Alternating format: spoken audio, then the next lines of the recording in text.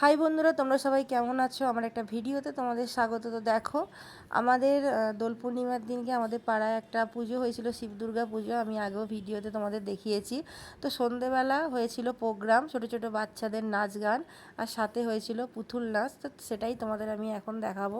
তো দেখো, সন্ধেবেলা আমি আর আমার ছেলে রেডি হয়ে চলে গেলাম মন্দির প্রাঙ্গণে। তো সেখানেই পাড়ার মধ্যে ছোটোখাটো একটা স্টেজ করা হয়েছিল। দেখো, এই যে আমাদের পাড়ারই একটা ছোট্ট বাচ্চা মেয়ে নাচ করছে, আর আমার ছেলেও এখানে নেচেছে।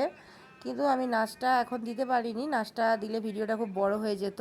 তো নাচটা একটা পরে অন্য ভিডিওতে আমি তোমাদের দেব। তো খুব সুন্দর নাচ করলো এই পাড়ার মেয়েটা। তো আবার একটা পাড়ার মেয়ে নাচতে চলে এসেছে। তো ছোটো ছোটো বাচ্চারা, পাড়ার আমাদের পাড়ারই এটা আর কি প্রোগ্রাম, ছোটো ছোটো বাচ্চা ছেলেমেয়েরা করছে। আর দেখো, কইটুকু একটা বাচ্চা ছেলে, মানে ঠিকঠাক হয়তো কথাবার্তা বলতে পারে কিনা তাই সন্দেহ, হাঁটাচলা করতে পারে কিনা। দেখো কিরকম আবৃত্তি বলতে উঠেছে, আর কিন্তু খুব সুন্দর আবৃত্তিও বললো। আমি এত ছোট বাচ্চাকেই ফার্স্ট টাইম দেখলাম যে স্টেজে উঠে আবৃত্তি বলতে। তো খুবই ভালো লাগলো দেখে। তো আবারও একটা নাচ করছে একটা বাচ্চা মেয়ে। দেখো, আমি নাচগুলো দিতে পারছি না, কারণ কপিরাইট পড়ে যাবে বলে। এগুলো বক্সে চলছে নাচগুলো, তাই জন্য আমি আর কি ভয়েস দিচ্ছি।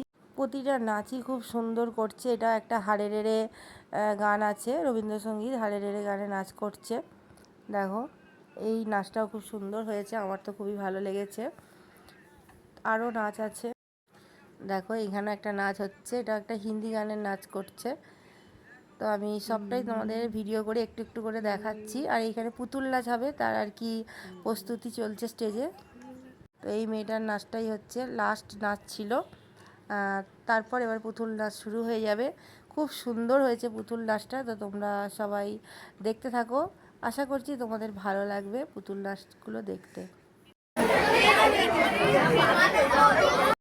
তো দেখো বন্ধুরা, আমাদের শুরু হচ্ছে পুতুল নাচ। প্রথমেই খুব সুন্দর একটা উড়িষ্যার নাচ আর কি করলো। তো দেখো, এই নাচটা করছিল, তো খুব সুন্দর ভালো লাগছিল। আমিও পুতুল নাচ অনেক ছোটোবেলায় দেখেছিলাম আমাদের দেশের বাড়িতে, না দেশের বাড়িতে না, সরি, মামার বাড়িতে। আমার মামার বাড়িতে প্রত্যেক বছরই গাজনের সময় পুতুল নাচ হয়, তখনই একবার দেখেছিলাম।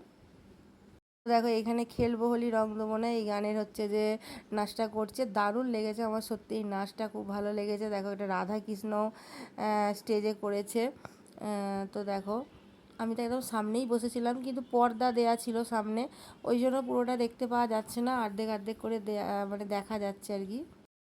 একটুখানি পর্দার পেছন দিকটায় গেছিলো দেখার জন্য। দেখো, ভিডিও করেছে, মানে কীরকম নাচটা হচ্ছে তোমাদের দেখালাম।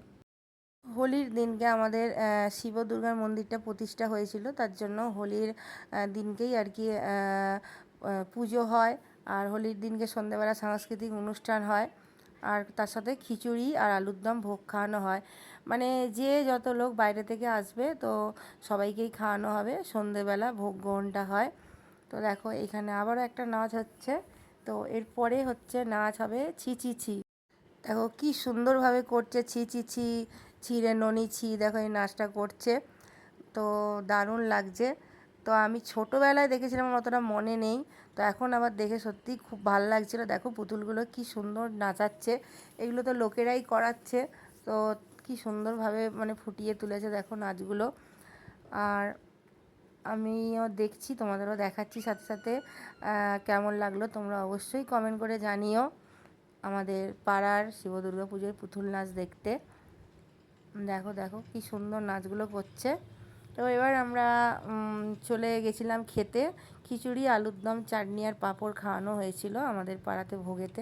দারুণ হয়েছিল খেতে, ঠাকুরের ভোগ তো মানে কিছু বলারই নেই। তা যে ভিডিও ভালো লাগে সাবস্ক্রাইব করে।